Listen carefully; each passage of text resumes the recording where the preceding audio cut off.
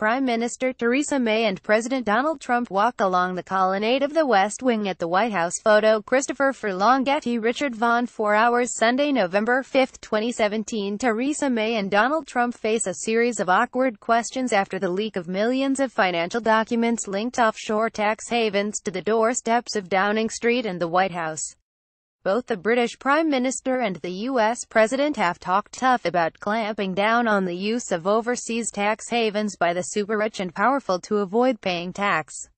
But the leak of more than 13.4 meters documents, dubbed the Paradise Papers, largely from a specialist law firm, revealed that one of the Conservatives' biggest donors was using a secret trust to shelter his overseas wealth. Pressure on May. The papers also show that a member of Mr. Trump's own cabinet has business links with a Russian company with ties to Premier Vladimir Putin. The vast majority of financial documents were leaked from Appleby, a law firm with outposts in Bermuda, the Cayman Islands, the British Virgin Islands, the Isle of Man, Jersey and Guernsey. According to emails and financial statements analyzed by media organizations, including the BBC and The Guardian, Lord Ashcroft, who has given millions to the Conservative Party over the years, had a previously unknown financial trust that at one stage held assets of $450.4 million, £341 million in 2006.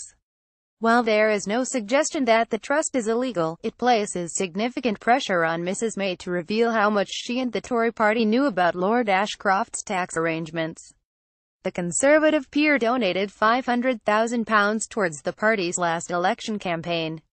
It also comes as the Conservatives have pledged to bring greater transparency to the offshore industry. Tax haven clampdown. Liberal Democrat leader Sir Vince Cable revealed that his attempts to clamp down on offshore tax havens in the British overseas territories were thwarted by the then Prime Minister David Cameron during the coalition. Labour's Shadow Chancellor John McDonnell has demanded Mrs. May answer questions about Lord Ashcroft's tax arrangements. What did she and the Conservative Party know about Ashcroft's tax affairs, and what due diligence checks were applied before she agreed to the Conservative Party accepting significant donations from him? Mr. McDonnell asked. Questions will inevitably be asked about the Prime Minister's judgment about allowing him to return to being a major party donor.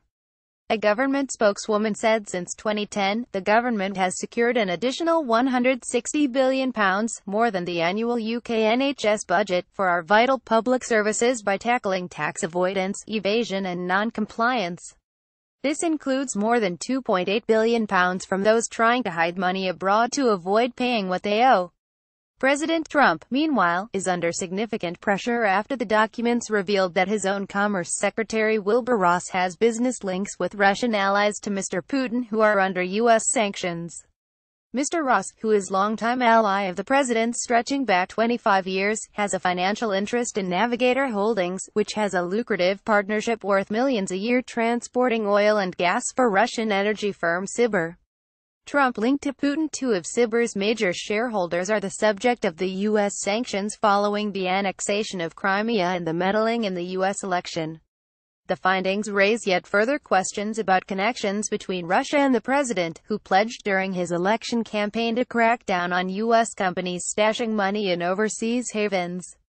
Daniel Freed, an Assistant Secretary of State for European and Eurasian Affairs under George W. Bush, told The Guardian, "I don't understand why anybody would decide to maintain this kind of relationship going into a senior government position.